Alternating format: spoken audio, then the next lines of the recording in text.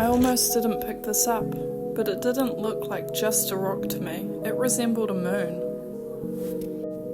And I had this thought, what if I could turn it into something? Not just one piece, but maybe even two. So I started working on it, slowly grinding away, smoothing out all the crevices. This took hours.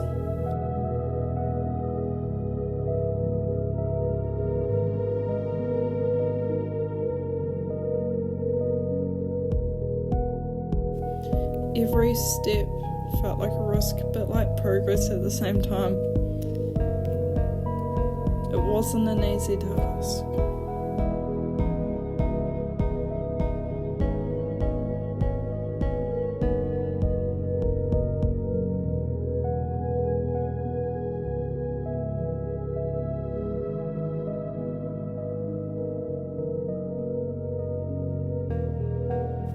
And for a moment there, it was actually working. Everything was going really well. I was so happy with the results, and I started splitting it down the middle. And it was really working, until it wasn't.